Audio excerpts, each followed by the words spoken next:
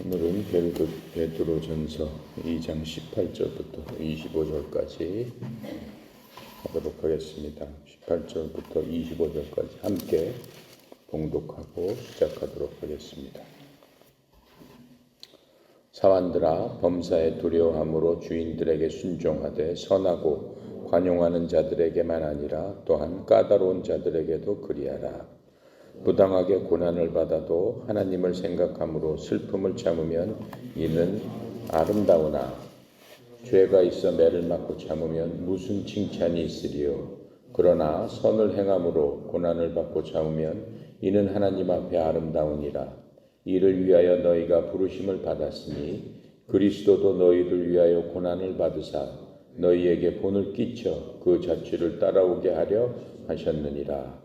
그는 죄를 범하지 아니하시고 그 입에 거짓도 없으시며 욕을 당하시되 맞대어 욕하지 아니하시고 고난을 당하시되 위협하지 아니하시고 오직 공의로 심판하신 이에게 부탁하시며 친히 나무에 달려 그 몸으로 우리의 죄를 담당하셨으니 이는 우리로 죄에 대하여 죽고 의에 대하여 살게 하려 하심이라.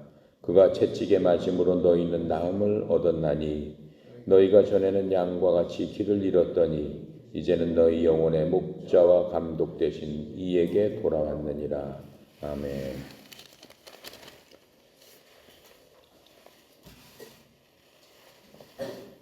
자, 이제 베드로는 18절에서 이렇게 얘기하고 있죠. 사환들아. 사환들은 지금 종들을 얘기하는 거예요. 그 당시에는 노예제도가 보통이었다고 했죠. 범사에 두려워함으로 주인들에게 순종하되 선하고 관용하는 자들에게만 아니라 또한 까다로운 자에게도 순종해라. 이렇게 얘기하고 있습니다.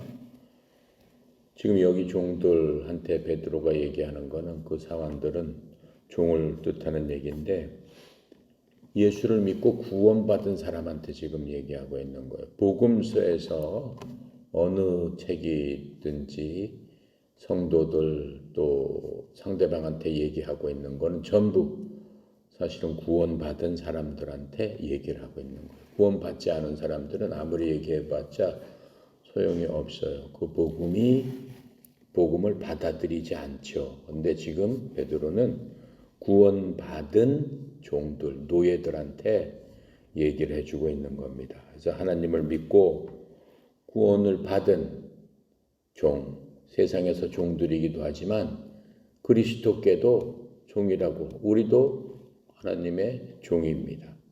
하나님의 자녀인 동시에 또 종인 동시에 제자인 동시에 그렇습니다. 지금 그렇게 얘기하고 있는 겁니다. 그래서 베드로 당시에 그 종들은 어때요? 자유인들과는 구별되는 그러한 사람들이었습니다. 종들이 자유인들이 되기 위해서는 그 구속 종을 산 종의 주인한테 풀려지기 위해서는 자기 몸값을 지불하든가 누군가가 지불을 해서 그 종의 신분을 풀어줘야 되는 거죠. 그걸 구속이라고 한다고 했죠. 그런데 지금 현대사회에서는 이런 종이라는 제도는 존재하지 않죠. 그래서 지금 우리한테 적용되는 건 뭐냐면은 사회적으로 우리도 종은 아니지만 조직상 계급이 다 있잖아요. 맨 처음에 회사에 들어가도 사원부터 시작해가지고 대리, 과장, 부장, 이사 이런 식으로 올라가니까는 그런 조직상의 윗사람한테 어떻게 보면 속해 있죠. 조직 안에. 그렇게 이해를 하면 될 것 같습니다. 바울도 그 종들에게 뭐라고 얘기했냐면은 그리스도께 하듯 하라고 가르쳤습니다. 에베소서 6장 6절부터 7절까지 한번 읽어볼게요. 찾아보겠습니다. 그 뒤에 있죠. 갈라디아서 에베소서 6장 6절부터 7절 316쪽에 있습니다. 6절부터 7절에 보면은 5장 6절 7절 8절 9절까지 지금 에베소서에서 바울이 설명을 하고 있는 겁니다. 종과 상전에 대해서 5절부터 우리 9절까지 읽겠습니다. 종들아 두려워하고 떨며 성실한 마음으로 육체의 상전에게 순종하기를 그리스도께 하듯 하라. 눈가림만 하여 사람을 기쁘게 하는 자처럼 하지 말고 그리스도의 종들처럼 마음으로 하나님의 뜻을 행하고 기쁜 마음으로 섬기기를 주께 하듯 하고 사람들에게 하듯 하지 말라. 이는 각 사람이 무슨 선을 행하든지 종이나 자유인이나 주께로부터 그대로 받은 줄 알미라.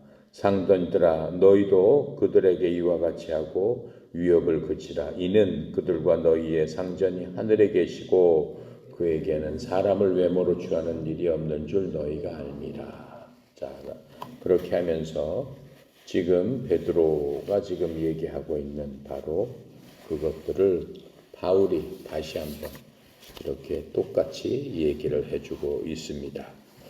그리스도인들은 기본적으로 사람을 보고 무슨 일을 하는 게 아니라고 그랬죠. 그리스도인들은 먹고 마시는 것조차도 하나님의 영광을 위해서 하라고 그랬어요. 그러니까는 자기가 하고 있는, 자기가 속해 있는 모든 일 가운데서 과연 내가 이렇게 하는 일이 하나님을 영화롭게 하는 것인가, 하나님의 그 마음에 합당한 일인가를 생각하면서 모든 일을 해야 되는데, 그 모든 일을 할 적에 기준은 뭐냐면 예수님께서 이 땅에 오셔가지고 우리한테 보여주셨던 그것이 우리들의 모범이 된다라고 하는 겁니다. 그래서 그리스도인들이 인간의 어떠한 그 만들어 놓은 법에 우리도 그 법 테두리 안에서 살고 있지 않습니까? 교통법도 있고 뭐 여러 가지 많은 법들이 있죠. 그 체계 안에서 우리가 그것을 지키면서 살고 있습니다. 이 세상에도 그 법을 잘 지키는 사람은 뭐라고 해요? 모범 시민이라고 하지 않습니까? 또 그런 법령에 복종을 하면서 살고 있고, 또 권세 있는, 예전에는 왕이 있었으니까 왕과 또 그 관리들, 무슨 직책을 맡아서 어떤 그 체제 하에서 책임을 맡고 있는 사람들에게 복종하면서 또 모든 사람을 존경을 하고 주위에 있는 많은 사람을 자기보다 더 낮게 여기라고 빌립보서 4장 8절에 예수님의 마음에 대해서 우리한테 설명을 해준 바가 있습니다. 그렇게 하고 아내가 남편에게 복종하고 종들이 주인에게 그렇게 복종하라라고 말씀하고 있습니다. 하지만 그 복종이 맹목적인 복종을 얘기하는 것이 아닙니다. 이 복종의 속뜻은 하나님과 하나님의 기뻐하심 그리고 하나님의 영광이라고 하는 그러한 목적을 전제로 해서 모든 일을 하라고 얘기하고 있습니다. 오늘날 같은 경우에는 노예 제조가 없습니다.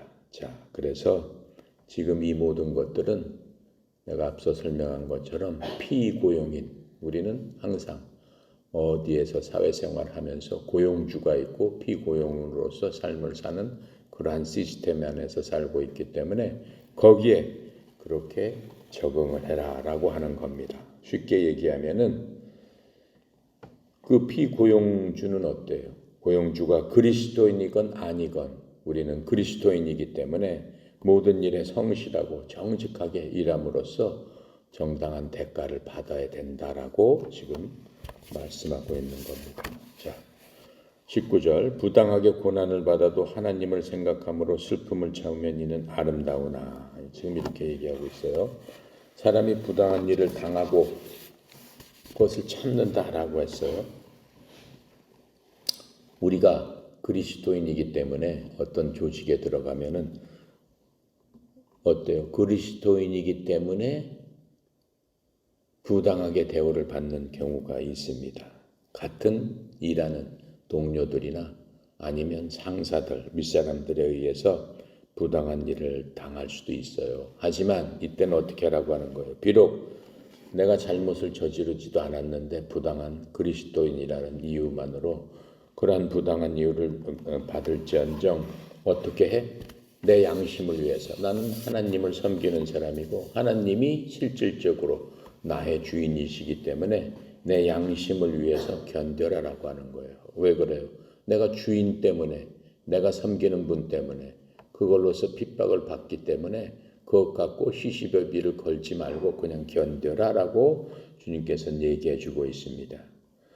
그리스도인에게 있어서는 우리와 하나님의 관계는 인간적인 어떤 사회의 관계에 있어서보다 훨씬 친밀하고 앞으로 우리가 영원히 함께 그분을 모시고 살아야 될 우리들이기 때문에 더욱더 친밀한 겁니다. 이 땅에 사는 것도 그리스도와 함께 살기 위해서 준비하고 또 주님 앞에 이 땅에서 살지만은 주님과 함께 사는 것처럼 그렇게 생각하면서 살아야 된다라고 하는 겁니다. 마태복음 5장 10절부터 12절에 이렇게 써 있습니다. 의로 인하여 핍박을 받는 자들은 복이 있나니 하늘의 왕국이 그들의 것이기 때문이라. 나로 인해 사람들이 너희를 욕하고 핍박하며 너희를 대적하여 거짓으로 온갖 종류의 악한 것을 말할 때 너희에게 복이 있나니 기뻐하고 크게 즐거워하라. 하늘에서 너희의 보상이 크니라. 그들이 너희 전에 있던 대언자들에게도 이와 같이 핍박하였느니라. 지금 이 세상은 어때요? 교회를 엄청 핍박을 합니다. 어떤 식으로 핍박을 해요? 맨 처음에 이러한 그 전염병이 유행했을 적에 어땠어요? 교회가 그 전염병을 옮기는 근원이다라고 해가지고 엄청난 핍박을 했어요. 다른 어떤 조직보다도. 그래도 어떻게 했습니까? 그것을 참고 견디는 거예요. 그것을 대적하고 싸우고 난리치고 하지 않았지 않습니까? 왜 그래요? 결국에 와서 지금 이게 돌아보면은 그게 다 하나님을 위해서, 하나님의 그러한 정의를 위해서 참고 견뎠을 적에 주님께서 우리에게 합당한 보상을 해주시는 것이, 현실이 그렇다고 해서 우리가 막 싸우고 한다면은 세상 사람들한테 덕이 오히려 안 됐을 것이다 라고 하는 거죠. 그래서 지금 이 말씀은 이렇게 말씀하시잖아요. 하늘에서 너희 보상이 크니라 이렇게 말씀하시면서 그 핍박에 대해서 오히려 복을 받는 바로 그 비결이 되어 있는 것이다라고 얘기하고 있습니다. 그래서 하나님께서 우리에게 그렇지만 이 모든 핍박에 대해서 참을 수 있는 은혜를 주셨고 또 이를 견딤으로 하나님을 영화롭게 한다고 하는 것들을 우리에게 분명히 알려주고 있습니다. 20절입니다. 죄가 있어 매를 맞고 참으면 무슨 칭찬이 있으리요. 그러나 선을 행함으로 고난을 받고 참으면 하나님 앞에 아름다우니라. 인간의 성향은 어때요? 사람들의 갖고 있는 기본적인 그러한 성품은 자신의 권리를 조금이라도 침해받으면은 분해서 참지 못합니다. 그게 모든 인간들의 갖고 있는 성품입니다. 사람은 그렇게 지금 아담 이후로 그렇게 태어나고 있는 겁니다. 그리고 자신의 권리에 대해서 끝까지 지키려고 하고 또 요구하고 또 침해받으면 저항한다라고 하는 겁니다. 이것은 모든 사람한테는 당연한 거지만 우리는 그들과는 틀리다라고 하는 거예요. 이 땅에서 우리들은 이 세상과는 구별된 자들이라고 그랬어요. 왜요? 우리는 하나님의 자녀이기 때문에 우리는 썩지 않을 씨로 거듭나서 하나님께서 우리는 거룩한 민족이요 왕가의 제사장들이요 택하신 백성이요 이렇게 우리를 구별하여 주셨기 때문에 우리는 그들과는 달라야만 한다라고 하는 거예요. 누가복음 32장 6장 32절부터 34절까지 보면은 어떻게 달라야 되느냐라고 설명을 해주고 계십니다. 이렇게 말씀하세요. 너희가 너희를 사랑하는 자들을 사랑하면 무슨 감사를 받겠느냐. 죄인들도 자기를 사랑하는 자들을 사랑하느니라. 너희가 너희에게 선을 행하는 자들에게 선을 행하면 무슨 소용이 있겠느냐. 죄인들도 바로 그 일을 하느니라. 너희가 어떤 자들에게 받기를 바라며 빌려주면 무슨 감사를 받겠느냐. 죄인들도 준 만큼 다시 받으려고 죄인들에게 빌려주느니라. 라고 하면서 주님께서는 너희들은 다른 족속이다. 너희들은 하늘의 백성이기 때문에 이 세상 사람들과는 달라야 된다라고 분명히 설명을 해주고 있습니다. 사람들은 자기 권리를 침해받게 되면 누구든지 저항할 수 있습니다. 그런데 하나님의 백성은 어떻다라는 거예요? 성령님으로 충만한 사람들은 그러한 싸움을 하나님께 맡기는 싸움이다 라고 말씀하고 있는 겁니다. 주님께서 이 땅을 살아가시면서 이 땅에서 그렇게 고난을 당하고 억울한 것들을 당하셨어도 말 한마디 하지 않으셨어요. 그 사람들을 악하게 대하시지도 않으셨어요. 돌아가면서까지 주님께서 뭘 보여주셨어요? 주여 저들을 용서하여 주시옵소서. 저들이 비록 나를 칼로 찔러서 나를 죽이고 있지만 저들이 지금 하고 있는 것들을 저들 스스로 알고 있지 못합니다. 무슨 얘기예요? 원수 마귀한테 속아가지고 이 세상 강물 흘러가는 대로 이 세상 유행대로 흘러가다가 죽는 저 사람들을 불쌍히 여겨주세요 라고 말씀하시는 그 모습이 우리를 향해서 말씀하시는 겁니다. 그래서 로마서 12장 16절부터 21절까지 함께 읽어보겠습니다.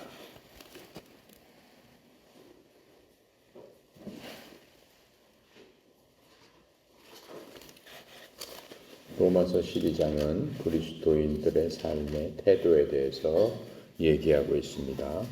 신약성경 256페이지 12장 16절부터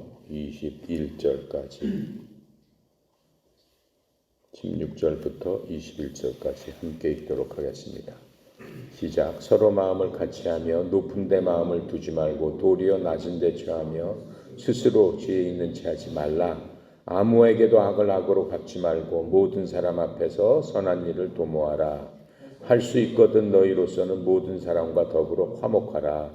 내 사랑하는 자들아 너희가 친히 원수를 갚지 말고 하나님의 진노하심에 맡기라. 기독되었을 때 원수 갚는 것이 내게 있으니 내가 갚으리라. 주께서 말씀하시니라. 내 원수가 줄이거든 먹이고 목마르거든 마시게 하라. 그리함으로 내가 숯불을 그 머리에 쌓아 놓으리라. 악에게 지지 말고 선으로 악을 이기라.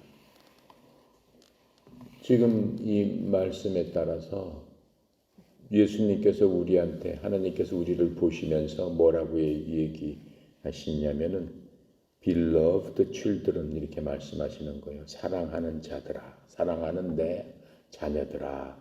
주님께서는 지극히 우리를 사랑하시는데 우리가 생각하는 것 이상으로 우리를 사랑하세요.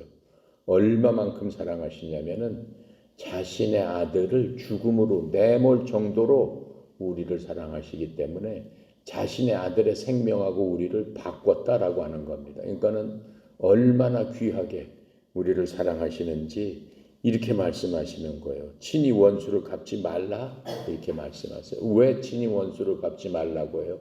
내가 갚아주겠다라고 하는 거예요. 원수를 갚겠다고 하는 순간에 우리가 어떻게 된다는 거예요? 악하게 된다라고 하는 거예요. 그 원수들의 악한 행위만큼 우리가 악하게 이 땅에서 복수를 하고 그것들로 갖게 되면은 우리도 그 악 가운데서 하나님께서 제일 바라는 게 뭐예요? 너희들이 나한테 와서 나에게 자유로워지고 내가 주는 평강으로 평화로워라 라고 했는데 원수를 갖겠다 하는 순간부터 우리 마음이 어떻게 돼요? 지옥으로 변하는 거예요. 저거 어떻게 하면 죽이지? 저걸 어떻게 하면 못 살게 하지? 저걸 어떻게 하면은 내가 당한 것 이상으로 갚아줄까? 계획하고 준비하는 순간에 우리 모든 생각들이 하나님으로부터 멀어지고 평강으로부터 멀어지고 주님께서 주신 모든 자유가 뭐예요? 우리가 갖고 있었던 육체적인 생각, 죄된 생각, 보이는 것, 만져지는 것, 느껴지는 것으로 모든 것들을 하려고 하는 그 생각으로부터 우리를 자유롭게 해주셨는데 다시 우리가 그런 생각을 함으로 말미암아 다시 세상으로 돌아가게 되는 것을 주님께서는 알고 계십니다. 그래서 주님께서 뭐라고 해요? 원수 갚는 것은 나에게 맡겨라. 그렇죠? 그리고 너는 오히려 내 마음속에 평강을 유지해라. 원수가 줄이거든 줘라. 목 마르거든 마시게 해라. 그러면 내 마음이 어떤가를 내 스스로 느껴봐라. 어때요? 한없는 평강이 있다라고 하는 거예요. 그 평강은 누가 주는 것이냐? 하나님께서 주시는 것이다라고 하는 거예요. 그러면서 주님께서는 십자가에서 그 모범을 우리에게 보여주셨던 겁니다. 자, 그래서 하나님께서는 우리에게 모든 것들을 참을 수 있는 은혜를 주셨고 그것을 견딜 수 있도록 우리에게 힘도 주셨다라고 하는 겁니다. 자,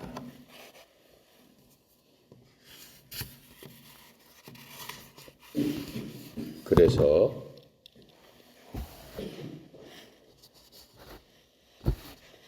우리는 모든 싸움을 이제는 하나님께 맡기는 그러한 자들이 됐다라고 베드로가 지금 얘기하고 있습니다.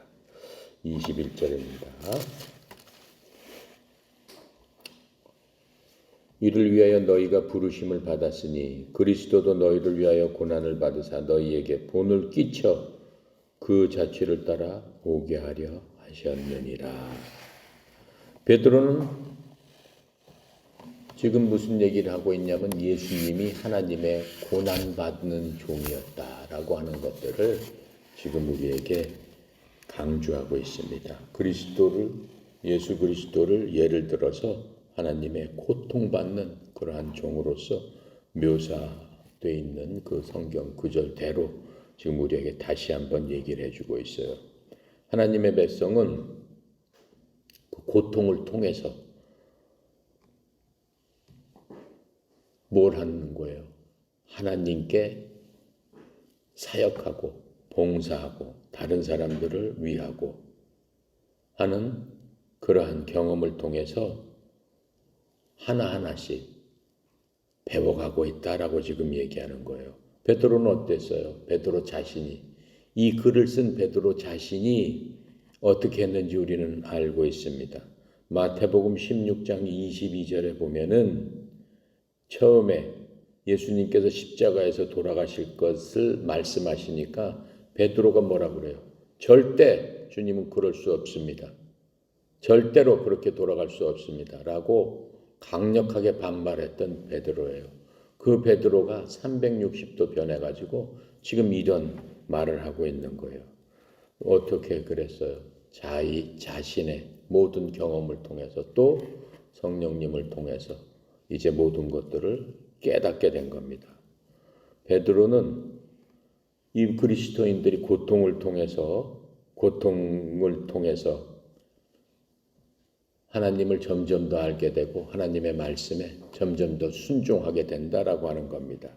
또 이제 이 말씀을 통해서 구원을 받았고 이러한 그 고통에 의해서 하나님께 봉사하게 된다는 중요한 교훈을 예수님을 통해서 배웠던 겁니다.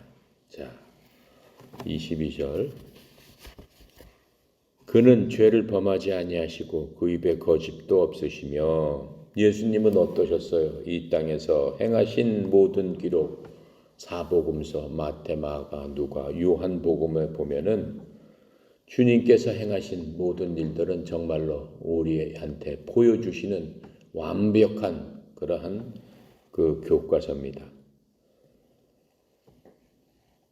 예수님은 그 고통을 당하시면서 예수님께서는 이 땅에 태어나시면서부터 돌아가실 때까지 고통의 연속이었죠.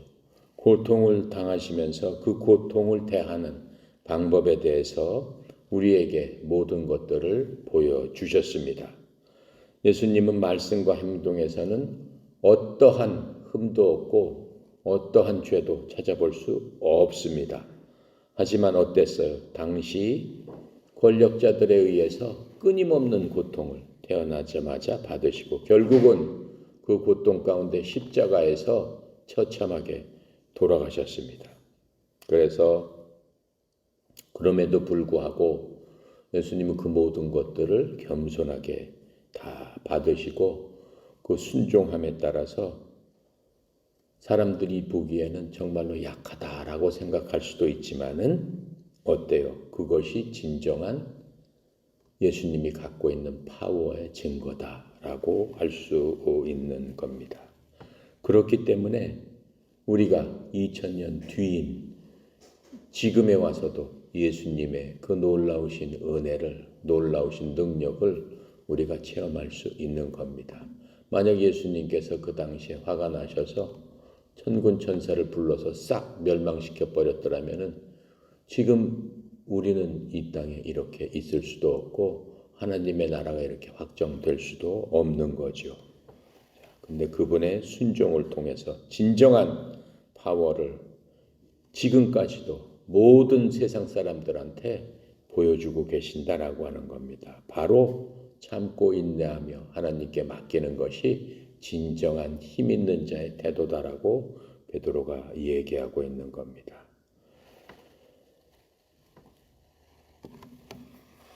또한 예수님께서는 어떻게 했어요? 빌라도에게 그 고난을 받으셨지만은 오히려 빌라도를 예수님께서 신문하시는 그러한 것들을 영적으로 우리가 볼 수 있습니다.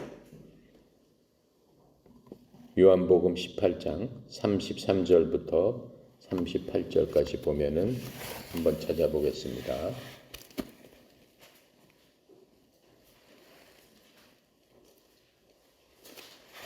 요한복음 18장 179페이지 18장 33절부터 38절까지 같이 한번 읽어보겠습니다. 이에 빌라도가 다시 관정에 들어가 예수님을 불러 이르되 내가 유대인의 왕이냐? 예수님께서 대답하시되 이는 내가 스스로 하는 말이냐? 다른 사람들이 나에 대해서 내게 한 말이냐? 빌라도가 대답하되 내가 유대인이냐? 내 나라 사람과 대제사장들이 너를 내게 넘겼으니 내가 무엇을 하였느냐? 예수님께서 대답하시되 내 나라는 이 세상에 속한 것이 아니니라. 만일 내 나라가 이 세상에 속한 것이었더라면 내 종들이 싸워 나로 유대인들에게 넘겨지지 않게 하였으리라.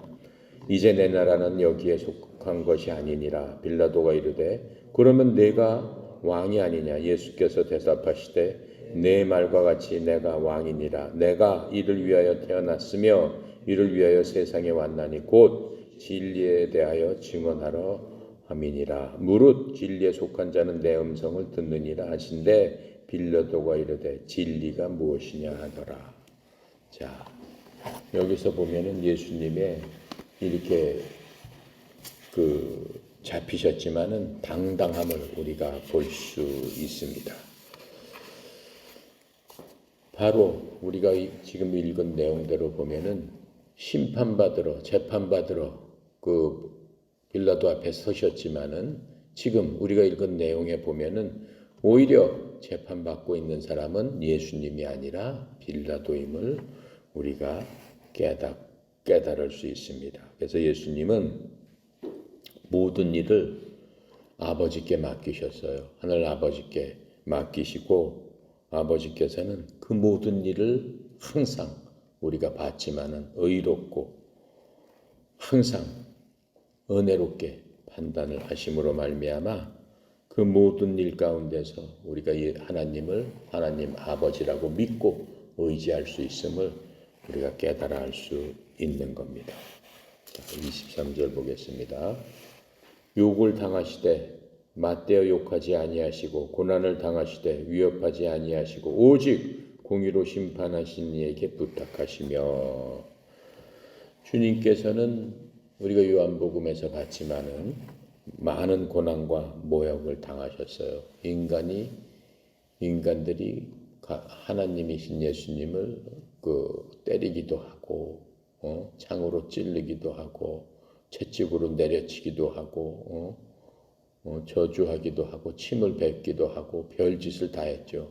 인간에게도 할 수 없는 그러한 일들을 예수님께는 서슴없이 그렇게 했습니다. 그래서 이러한 고난과 모욕을 당하셨던 주님께서는 그들을 어떻게 할 수 있다고 그랬어요? 단 한 번에 천사를 통해서 싹 다 죽여버릴 수도 있지만은 주님께서는 그렇게 하지 않으셨습니다.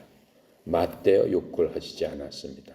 그렇게 고난을 당하셨지만은 혼을 낼 수도 있지만은 전혀 위협하시지도 않고 오직 아버지 하나님께 모든 것을 맡겨드렸습니다. 그렇죠? 24절 보겠습니다. 친히 나무에 달려 그 몸으로 우리의 죄를 담당하셨으니 이는 우리로 죄에 대하여 죽고 의에 대하여 살게 하려 하심이라. 그가 채찍에 맞음으로 너희는 나음을 얻었나니. 이렇게 말씀하고 있어요. 주님께서 마치 돌아가신 모습은 완전한 흉악한 죄인처럼 십자가에서 온몸이 찢기고 박혀가지고 돌아가셨습니다. 이사야 53장을 보면은 전체가 이 땅에 오신 그 메시아가 종의 모습으로 이 땅에 오셔서 고난을 받으신 그러한 모습을 자세히 그려놓고 있습니다. 특별히 이사야 53장 5절, 7절, 9절, 12절이 그러한 것들을 확실하게 지금 보여주고 있습니다. 자, 한번 찾아가겠습니다. 이사야 53장으로 갑니다.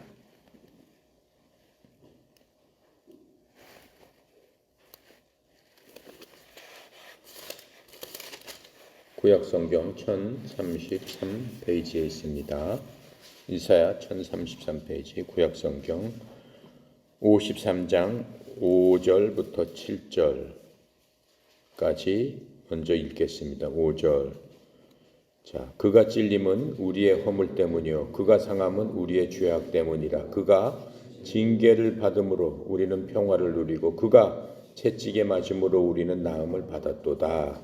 우리는 다 양 같아서 그릇 행하여 각기 제 길로 갔거늘 여호와께서 우리 모두의 죄악을 그에게 담당시키셨도다. 7절. 그가 곤욕을 당하고 괴로울 때에도 그의 입을 열지 아니하였으며 마치 도수장으로 끌려가는 어린 양과 털 깎는 자 앞에서 잠잠한 양같이 그의 입을 열지 아니하였도다. 이사야가 예수님이 이렇게 고난을 당하시기 한 약 700년 전에 예언적으로 메시아가 예수님께서 이 땅에 오시면은 이러한 모습으로 고난을 당한다라고 하는 것들을 쓰고 지금 써놓은 겁니다. 또 9절도 보겠습니다. 그는 강포를 행하지 아니하였고 그의 입에 거짓이 없었으나 그의 무덤이 악인들과 함께 있었으며 그가 죽은 후에 부자와 함께 있었도다. 그렇죠? 그는 강포를 행하지 아니하였다고 그랬어요. 거짓이 없어요. 예수님께서 그렇게 고난을 당하고 모욕을 받고 멸시를 당해도 모진 얘기를 전혀 하지 않으셨다라고 하는 거예요. 왜 그랬어요? 그 베드로가 계속 얘기하잖아요. 너희들도 예수님의 그런 모습을 조금이라도 돌봐라. 왜 그래? 그 모든 것들은 너희가 스스로 악을 악으로 갚지 않고 모든 악은 아버지께 맡겼을 적에 아버지께서 더 정확하게 심판하셔서 그들을 멸하실 것이기 때문에 너희들이 스스로 내 손으로 하려고 하지 말아라. 주님께서 그 모든 것들을 이렇게 지금 보여주고 계시는 겁니다. 자, 12절 한 장 넘겨서 12절도 한번 또 읽어보겠어요. 12절. 그러므로 내가 그에게 존귀한 자와 함께 목을 받게 하며 강한 자와 함께 탈취한 것을 나누게 하리니 이는 그가 자기 영혼을 버려 사망에 이르게 하며 범죄자 중 하나로 헤아림을 받았음이니라. 그러나 그가 많은 사람의 죄를 담당하며 범죄자를 위하여 기도하였느니라. 라고 하시면서 예수님의 그 모습을 이사야가 상세하게 기록하고 있는 것들을 우리가 살펴볼 수 있습니다. 자, 이 십자가는 정말로 그 역설적인 거죠. 그렇게 그냥 그 모욕과 고난과 치욕 가운데 그렇게 돌아가셨지만 그게 없었더라면 어떻게 해요? 우리가 나음을 입을 수 없다라고 하는 거예요.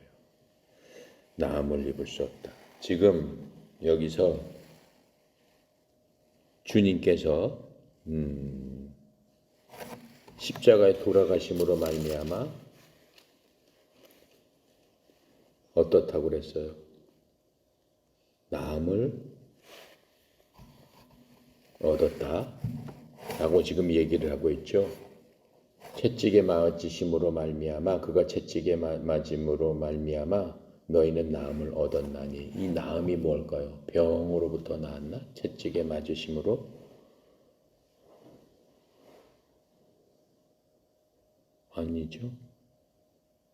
주님께서 돌아가신 목적은 뭐예요? 인간의 죄 때문에 돌아가셨어요. 고초를 받으시고 고난을 받는 가운데 그 돌아가게 된 그 목적은 우리 인간들이 무슨 병을 고침을 받고 하기 위해서 돌아가셨던 게 아니고 죄라는 병 때문에 어떻게 되는 거예요? 영원히 죽게 되잖아요. 하나님께서 인간을 만드셨을 적에는 영원히 살라고 만드셨는데 죄라는 바이러스가 인간한테 들어가면서 영혼이라는 생명이 끊어졌단 말이에요. 죽게 됐단 말이죠. 그래서 주님께서는 말하자면 백신을 맞게 해주는 게 바로 그 구원의 역할이다라고 하는 거예요. 그러니까는 그 백신을 제조하는 과정 중에 예수님께서 고난을 당하시고 고초를 당하시고 자기 생명을 다 온 피를 흘려야지만 그 백신이 만들어지는 거다라고 하는 거예요. 그 만들어진 백신을 우리가 받아들이고 맞았을 적에 우리는 죽었던 생명을 다시 살릴 수 있는 그러한 자들이 된다라고 하는 거죠. 자, 그래서 지금 예수님께서 채찍에 맞음으로 우리가 고침을 받았다는 것은 육체적인 치유보다는 영적인 우리의 치유를 얘기하고 있는 겁니다. 우리 몸은 어때요? 이 세상에 살면서 그리스도인이라고 해서 예수 믿는다고 해서 무슨 지금 코로나에 안 걸리고 그래요? 아니잖아요. 똑같이 질병과 고통을 당한다고 그랬어요. 세상처럼 사람처럼 똑같이. 하지만 우리의 몸은 언제 완벽하게 되는 거예요? 예수님 재림하실 적에 우리가 신령한 몸으로 주님 닮은 몸으로 완전히 변함으로 말미암아 우리는 모든 질병으로부터 해방돼서 완벽한 몸이 된다라고 주님께서 말씀해 주고 있는 겁니다. 25절입니다. 너희가 전에는 양과 같이 길을 잃었더니 이제는 너희 영혼의 목자와 감독 되신 이에게 돌아왔느니라. 구약에서 양은 어때요? 구약에 보면은 양의 존재는 대부분 목자를 위해서 다 죽는 겁니다. 양은 희생물이에요. 그렇죠? 제사장들 앞에 끌려가서 사람의 어떠한 뭐를 위해서 죄의 대가로 그냥 다 피를 흘리고 죽는 그러한 처지에 있는 희생 제물이에요. 그런데 이제 어떻게 됐다는 거예요? 예수님께서 갈보리에서 돌아가신 그 예수님은 뭐라고 하셨어요? 나는 무엇이다? 나는 선한 목자다. 너희들은 양이다. 내가 너희들을 위해서 이 땅에 왔다. 너희들을 위해서 내 목숨을 내놓는다 라고 하시는 거예요. 그래서 이제는 오히려 목자가 양을 위해서 돌아가셨다라고 하는 거예요. 요한복음 10장에 보면은 그것들이 다 있죠. 그래서 길을 잃고 헤맨다고 그래요. 예수를 믿지 않는 사람들은 잃어버린 영혼이라고 얘기해요. 길을 잃고 헤매는 잃어버린 양들이다라고 성경은 얘기를 하고 있습니다. 그들은 어때요? 모르죠. 잃어버린 양들은 스스로 잘 몰라요. 어디를 헤매는지, 본인이 넘어졌는지, 본인이 어떻게 됐는지도 모르면서 그냥 이리저리 이 세상에서 헤매고 있는 겁니다.